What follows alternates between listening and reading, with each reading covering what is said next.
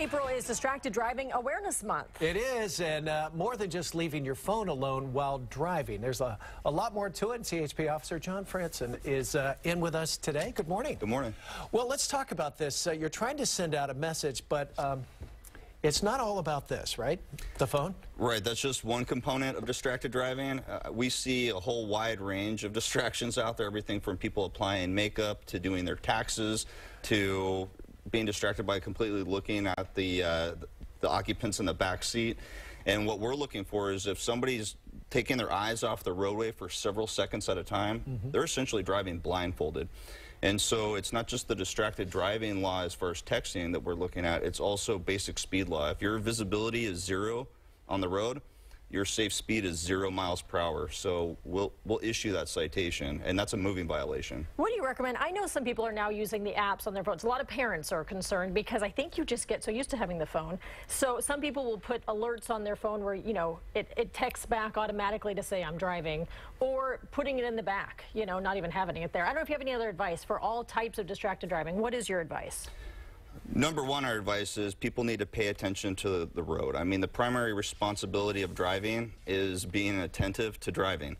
And as far as the apps are concerned, on our CHP Golden Gate Division Facebook page, we actually are starting to post the different apps that are available. And we also have various programs for all age groups on our CHP Bay Area Eventbrite.com site. So if parents are wanting to educate their children on the responsibilities of driving and the do's and don'ts, we highly recommend that, because as everybody probably knows, under 18, you're not allowed to use the phone whatsoever in the vehicle, whether it's hands-free or not. I guess I was looking at the stats. 71% of teens send text while they're driving. Let's just clear up a couple things. You've got earbuds on. Right. What's the law?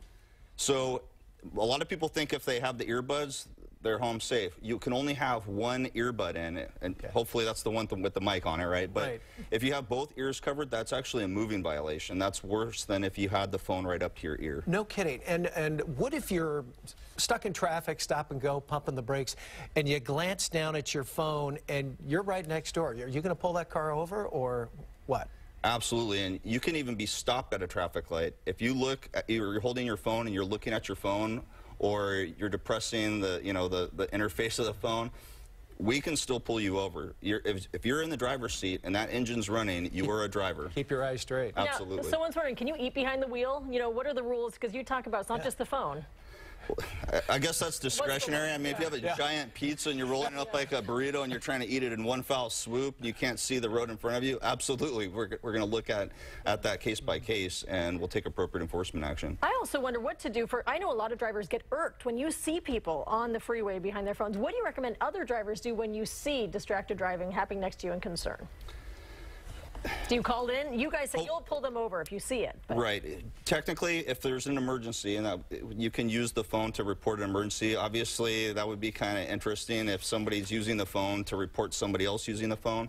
But if you're able, if you're able to have a passenger contact us via cell phone, hopefully we can be in the right place at the right time to take the appropriate enforcement action. Or better yet, if you're by yourself, you pull off to a safe location and you make that call to us. I guess the bottom line is, if you're in your car, keep your eyes straight, drive your car.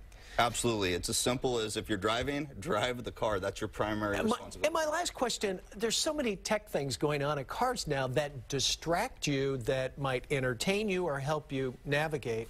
Are you guys fans of that? I mean, you should be just driving the car. So under the new law, there's only 3 locations where a GPS device can be, whether it's on your phone or if it's an actual electronic GPS device, and that's its sole purpose. It can be in the lower left-hand corner of the windshield, the lower right-hand corner of the windshield, and it can be on the center console or dashboard out of your windshield vision. Yeah. All right, Officer Fransen. Yeah. Thanks for your time. Thank you.